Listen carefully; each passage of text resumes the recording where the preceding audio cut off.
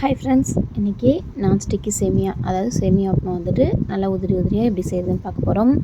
சேமியா உப்புமாவுக்கெல்லாம் ஒரு வீடியோவா அப்படின்னு கேட்டிங்க அப்படின்னா, நிறைய பேர் வந்துட்டு சேமியா உப்புமா மாதிரி இல்லாமல் களி மாதிரி ஆகிடும்.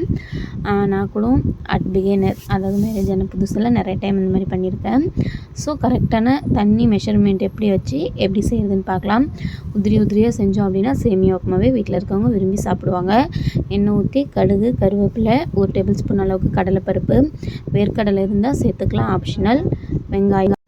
வெங்காயம் நல்லா வதங்கட்டும், ஸ்லைஸ் பண்ணி போட்டுக்கலாம். எண்ணெய் ஊற்றும்போது வெங்காயம் தக்காளி நல்லா வதங்கிடும். பச்சை மிளகாய் 3 பச்சை மிளகாய் கீரி போட்டிருக்கேன். 1 பேக்கெட் அணில் சேமியாவுக்கு தேவையான அளவுக்கு. 2 மீடியம் சைஸ் வெங்காயம், கொஞ்சம் குட்டியாக 2 சைஸ் தக்காளி, அவ்வளோதான். இப்போது எல்லாமே நல்லா எண்ணெயில் வதங்கிக்கிட்டோம். இது வந்துட்டு நல்லா எண்ணெயில் வதங்கணும், நீட்டாக தெரியக்கூடாது. ஒரு அணில் சேமியா பேக்கெட்டுக்கு மீடியம் சைஸ் சொம்பால் 1 சொம்பு தண்ணி, இதுதான் மெஷர்மெண்ட்டு. நல்லா கொதித்து வரணும் தண்ணி. கொதிச்சிட்ருக்கும்போது அடுப்பை சிம்மில் வச்சுட்டு சேமியாவை கிளறி கிண்ட வேண்டிதான். சேமியாவை கொட்டிட்டு கொஞ்சம் கொஞ்சமாக கொட்டுங்க. மொத்தமாக கொட்டினா ஒரே இடத்துல அப்படியே திட்டாக அப்படியே களி மாதிரி உருண்டையாகிடும். ஸோ அப்படியே கொட்டிட்டு கொஞ்சம் கொஞ்சமாக கொட்டிட்டு உடனே கிண்டிடுங்க. எல்லா இடத்துலையும் ஸ்ப்ரெட் ஆகிற மாதிரி பிரித்து கொட்டிக்கலாம்.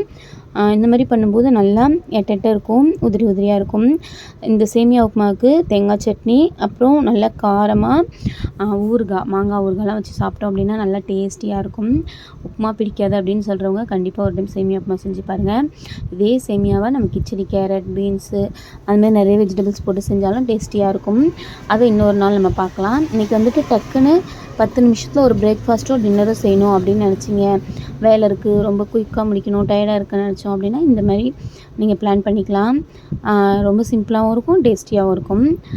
பாருங்கள், தண்ணி வற்றிடுச்சு. இந்த டைமில் கொஞ்சமாக அடுப்பை சிம்மில் வச்சுட்டு அப்படியே லைட்டாக கிளறி விட்டுக்கலாம். இல்லைனா ஒரே இதில் கெட்டி ஆகிடும். அந்த மாதிரி ஆகாமல் இந்த மாதிரி இருக்கும்போது லைட்டாக ஆற வச்சு பிளேட்டில் சர்வ் பண்ணிங்க அப்படின்னா நல்லா உதிரி உதிரியாக சேமியா உப்புமா ரெடி. அதுக்கு அட்டகாசமாக ஒரு தேங்காய் சட்னி வந்து பச்சை மிளகாய், இஞ்சி கொஞ்சம் தூக்கலாக போட்டு அரைச்சோம் அப்படின்னா சூப்பராக இருக்கும். கண்டிப்பாக அந்த மாதிரி செஞ்சு பார்த்துட்டு எப்படி இருந்துச்சுன்னு கமெண்ட் பண்ணுங்கள். ரொம்ப குயிக்காக டேஸ்டியாக ஒரு பிரேக்ஃபாஸ்ட் ரெடி ஆகிடுச்சு. இன்றைக்கி பிரேக்ஃபாஸ்ட்டுக்கு சேமியா உப்புமாவும் தேங்காய் சட்னியும் தான்.